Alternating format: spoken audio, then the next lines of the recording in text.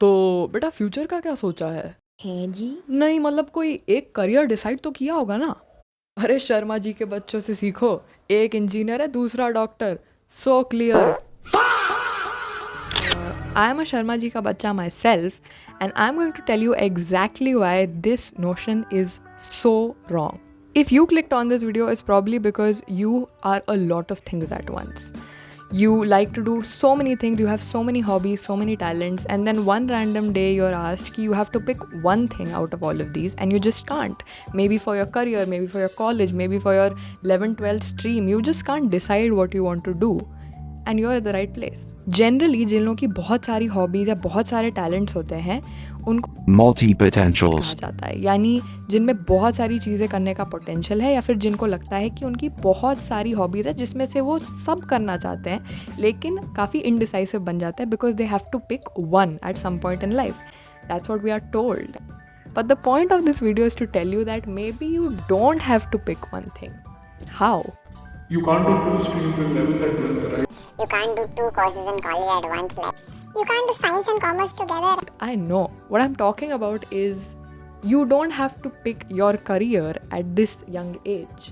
At the age of 16, 17, 18, you cannot expect someone to know कि उनको 80-90 साल के जब तक वो बूढ़े हो जाएंगे उनको क्या करना है. पहले हमें ये समझना पड़ेगा कि मल्टी पोटेंशियलेट लोग आते कहाँ से. यूजुअली जब बचपन में आपकी बहुत सारी हॉबीज़ होती है या फिर आप बहुत सारी चीज़ें सीखते हो, आप डांस करते हो, आप सिंगिंग भी करते हो, लेकिन आप पब्लिक स्पीकिंग भी करते हो, लेकिन आप आर्ट भी करना पसंद करते हो, लेकिन आपको स्पोर्ट्स भी पसंद है और पढ़ाई भी थोड़ी बहुत आपको अच्छी लगती है. तो इस सब पूल ऑफ थिंग्स में से आपको एक चीज़ डिसाइड करने को बोला जाता है. That's where you are confused because you like everything 20%, 20%, 20%. You don't like anything और you are and great at anything 100%. हमें बचपन से बोला जाता है कि एक चीज़ पकड़ो और उसमें एक्सपर्ट बन जाओ, लेकिन रियलिस्टिकली स्पीकिंग अब जॉब मार्केट ऐसा नहीं है. Let me give you an example. अगर एक रूम में 3 लोग हैं, एक को एक्सेल चलाना आता है, बहुत अच्छे से एक्सेल चला लेता है, उससे बेटर कोई नहीं चलाता. दूसरे को पावर पॉइंट चलाना आता है लेकिन सिर्फ पावर पॉइंट, उसको एक्सेल वगैरह नहीं आता. और एक तीसरा बंदा है जिसको 50% एक्सेल भी आता है और आधा आधा पावर पॉइंट भी आता है. Who is most likely to be hired? Obviously the one with both talents, right, जिसको दोनों चीज़ें आती है, क्योंकि वो कंपनी के लिए ज़्यादा बेनिफिशियल होगा और कंपनी को ज़्यादा सैलरी भी नहीं देनी पड़ेगी because the man is all in one. So that's a very nice thing. ठीक है, ये सब तो फिलोसॉफिकल बातें हो गई, लेकिन realistically how do you go to the next step? How do you decide what you want to do and you have so many hobbies at once and you just don't know what to do? इसके लिए हम 3 phases decode करेंगे. पहला phase is basically you need to pick out a primary skill या तुम्हारा कोई talent जो currently तुम्हारी प्रायोरिटी है या करंटली तुम्हारे बिल्स पे करे, if you are living alone और if you are managing expenses and all that.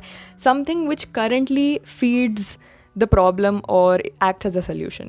Focus on that right now. Just be very myopic with it. Don't go to the next step. I use a very nice example for this all the time कि जब when you walk up a staircase, you don't see the 10th step in front of you. You just see the next step which is there right in front of you. So you need to see what's exactly in front of you and that's all that matters. So if you're in 10th standard, the only thing that matters is मैं 11th में क्या लूँगा या लूँगी, बस. Nothing more than that. Don't think about college and all that. ये हमें ले आता है phase 2 के ऊपर. Phase 2 is 2 or 3 rotatory interests. Interests that you can recycle or you can keep moving to them multiple times. So this is basically your second talent या third talent which you can use after the first phase is done. You might either completely shift to it या फिर on and off you can keep rotating between it. हाँ, लोग बोलेंगे कि तू stable नहीं है तो क्या भाई, influencer से actor से director बन जाते हैं. It just works that way. Phase 2 is all about building side quests that you are ready to do with your main interest. So maybe your main interest is say sports, but sports के साथ you also like to make content. So that's your secondary phase which you're doing together and it's not compulsory to do it all the time. अब third phase is intersecting your interest. हर इंसान एक अलग quality के साथ पैदा होता है या फिर बिल्ड करता है एक अलग क्वालिटी या टैलेंट के ऊपर. सो you don't have to shadow all your interests या फिर put them aside. You need to mix all of them into one good thing, if that's possible. इसका सबसे बड़ा example is that this video that you're watching took 3 years for me to make. I mean, I held it back for 3 years. I didn't make it for 3 years क्योंकि मुझे लगा कि I have to pick one niche. I just have to do one thing. I can't mix up this channel and make it everything at once. But with time, I've learned that you don't have to find a niche because you are the niche. Every person is a niche in themselves. If you follow these 3 phases, you will be able to enjoy all your interests, और साथ में you won't have to give up on anything. So if you can't pick one thing, that's the whole point. You are your own niche in yourself. And stop disliking yourself for being a jack of all trades, master of none, because you might have heard it abhi tak, but I'll still say it again. Jack of all trades, master of none is oftentimes better than a master of one.